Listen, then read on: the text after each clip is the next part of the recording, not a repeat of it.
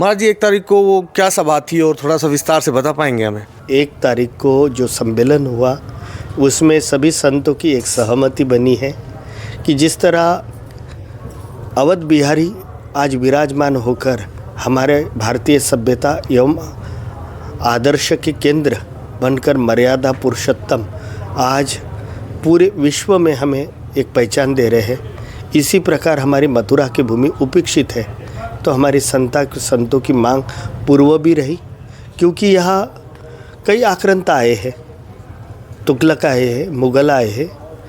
आज भी देखी है मथुरा में पीछे जाकर मंदिरें ही दिखता है और सामने देखो तो मस्जिद दिखती है, क्योंकि हमारा तो सर्वे जना भवन्तु हमारा उद्घोष वाक्य रहा है कि हम सभी धर्मों का, सभी पंथों का, समुदाय का सम्मान करते हैं। इसी प्रकार अन्य भी धर्मावलंबियों ने हमारे धर्म का सम्मान करें और इसी के साथ साथ में हमें हमारी भगवान श्री कृष्ण की जो जन्मभूमि है उसे हमें लौटा दे। यही हमारी मांग 1 तारीख में जो सम्मेलन हुआ उसमें संतों की रही है और एक उद्घोष वाक्य हमारा रहा है, आए हैं अवध बिहारी अब आएंगे कृष्ण मुरारी, जय जय श्री कृष्ण। महाराज जी सनातन बोर्ड के ऊपर भी एक बैठक हुई थी 27 तारीख को, 1 तारीख से पूर्व, क्या आप उस बैठक में भी गए थे? मैं किसी कारणवश नहीं जा पाया, लेकिन सनातन बोर्ड होना बहुत अनिवार्य और आवश्यक है। इसी देश में मुसलमान इस्लाम का बोर्ड है, बुद्धिस्ट बोर्ड है, सिखों का बोर्ड है, अन्य अनन्य धर्मावलंबियों को अगर यह बोर्ड दे सकते हैं तो भारत के धरा का सबसे प्राचीन और आदि सनातन धर्म तो एकमात्र है। मध्यन काल में तो सभी समय के साथ में सभी लोग प्रकट हुए, लेकिन आदि अनादि और आदि जिसका कोई स्रोत नहीं, जब से भास्कर संसार में निर्माण हुआ है तब से सनातन धर्म है। तो हमारी संतों की भी एवं मैं जगतगुरु रामानंदाचार्य, राम राजेश्वराचार्य, माउली सरकार, रुक्मणी पीठाधीश्वर, मैं भी स्वयं सनातन बोर्ड की मांग करता हूँ। कुंभ मेले के अंदर लोग अब डर चुके हैं पूरे भारत और विश्व के अंदर आने से। अब भीड़ बिल्कुल कम है और भयभीत हो चुके हैं लोग और आने से डर रहे हैं। आप उनको क्या संदेश देना चाहेंगे? हम कुंभ मेला एवं प्रशासन पर, सरकारों पर दायित्व देते हैं। सरकार अपने दायित्वों को पूर्ण रूप से निभाई है, तो आने वाले श्रद्धालुओं का भी कर्तव्य एवं दायित्व है कि बड़े शांति से, बड़े प्रेम से, संवैधानिक पद्धति से स्नान करना चाहिए। और जहाँ प्रशासन कुंभ मेला अधिकारियों को एवं प्रशासन को पूर्ण रूप से अगर आने वाले श्रद्धालु ये सहयोग करते हैं तो ऐसी घटनाएं नहीं होती है। और कुंभ का तो ऐसा है कि जैसा तीसरा स्नान हो चुका है, संत आए थे प्रयागराज में, अब जा रहे हैं अपने आश्रम में। आए हैं प्रयागराज में, अब जा रहे हैं अपने आश्रम में। कल्पवास किया प्रयागराज में, अब कल्पवास करेंगे अपने आश्रम में। तो कल का बसंत पंचमी का स्नान होने के पश्चात में संत अपने स्थलों पर जहाँ से आए हैं वहाँ से लौट रहे। तो मैं जगतगुरु रामानंदाचार्य सभी लोगों से एक निश्चित कहना चाहूँगा कि भयभीत ना हो,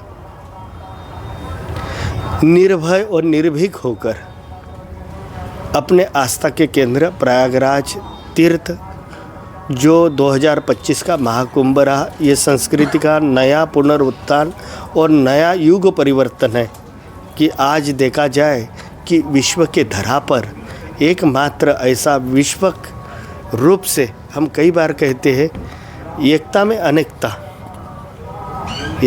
अनेकता, लेकिन पहली बार 2025 का महाकुंभ है अनेकता में एकता।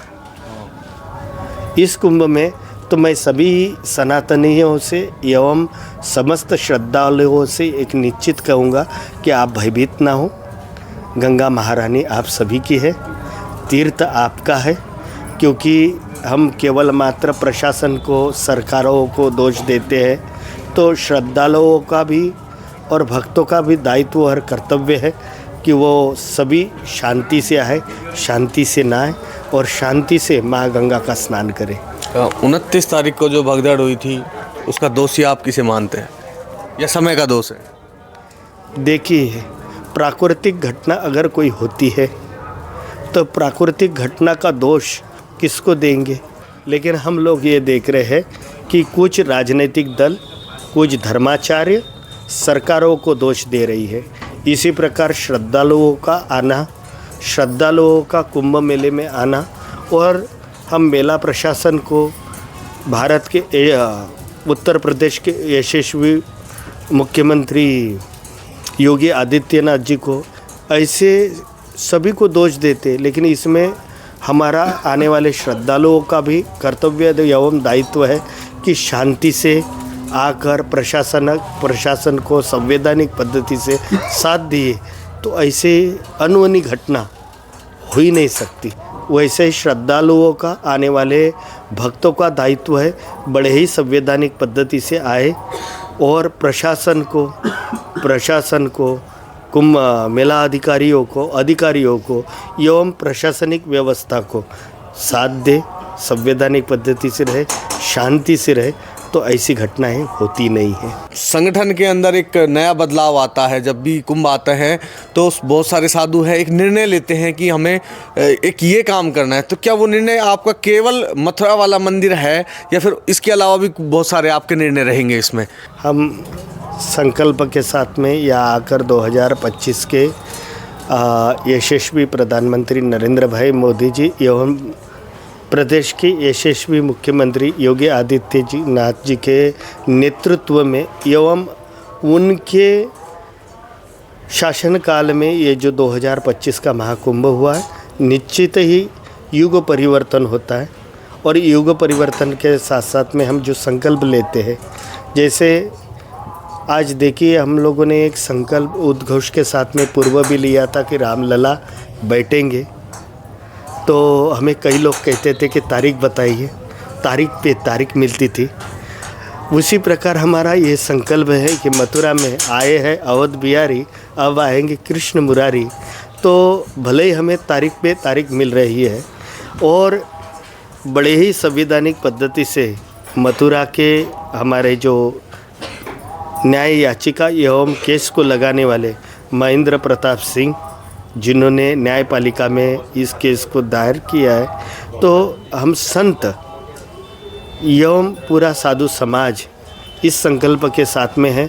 और पूर्णतः इस संकल्प को पूर्ण के लिए हिंदू समाज पर भी पूर्ण विश्वास है कि बिना संकल्प, विश्वास के बिना परिपूर्ण नहीं होता है।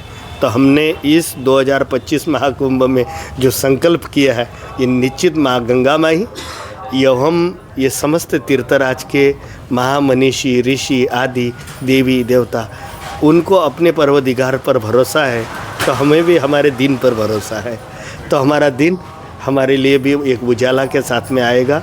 भास्कर नए उदितमान होकर, रात्रि जरूर होती है लेकिन एक नया सूरज नए परिवर्तन के साथ में आता है।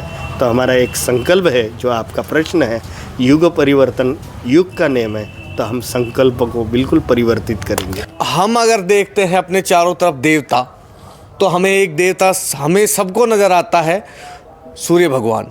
और एक कुंभ मेले के अंदर भगवान सूर्य की पूजा किस तरह करनी चाहिए या क्या महत्व है उनका? सूर्य का महत्व तो उतना ही है, हमें वायु दिखता नहीं, लेकिन हमें ऑक्सीजन की आवश्यकता है। चेतना एवं चैतन्य को, शक्ति को पूर्ण रूप से समस्त संसार को प्रकाशित करता है। चेतना के साथ में हम में एक नई ऊर्जा भरते हैं।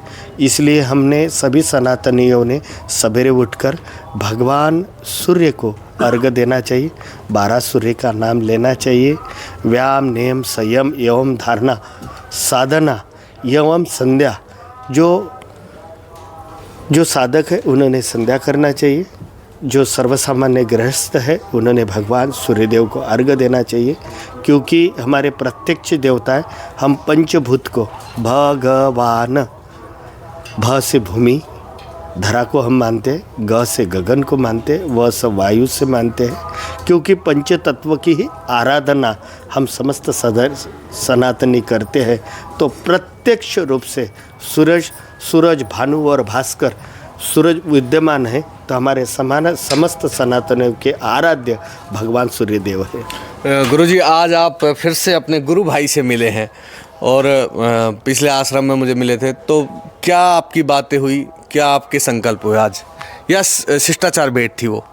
ये केवल मात्र हम लोगों की एक शिष्टाचार बैठक थी, और शिष्टाचार बैठक में कुछ संकल्प भी होते, कुछ मनोवांछित कामनाएं भी होती है, एवं हमारे मनोमिलन का ये भाग है। क्योंकि द्वे रामानंद अगर कोई मिलते हैं तो भाई भाई से मिलने के बाद में जो हर्ष, जिस तरह भगवान श्री राम वन में जाने पर भी सबसे राम राज्य की तुलना अगर हम करते हैं, भरत राज्य से करते हैं, वो भरत राज्य से करते हैं, जिन्होंने खड़ो रखकर 14 वर्ष राम राज्य की रक्षा की है। और अगर संसार में पहली बार सबसे कम बजट में, जो बजट की हम बात करते हैं, तो सबसे सशक्त व्यवस्था अगर रही होंगी तो महाराजा भरत राज्य में भरत के समय रही है। तो आज तो राम से राम मिले हैं, तो हम तो द्वय अनुज मिले हैं। तो हम लोगों की यही चर्चा वहाँ होती रही है कि हम राम राज्य की साकार कल्पना कैसे करें और राम राज्य के बारे में कैसे सोचें। ये थे मेरे साथ रामानंदाचार्य संप्रदाय के जगत गुरु स्वामी जी। दोस्तों, इन्होंने जो भगदड़ को लेकर सवाल बताए, सनातन बोर्ड के गठन को लेकर सवाल बताए, और मथुरा के जो हमने कड़वे सवाल किए थे, मैं कड़वा तो नहीं कहूँगा, इनको तो सब कुछ मीठा लगता है, तो उनके आंसर दिए। मिलते हैं हम अगली वीडियो में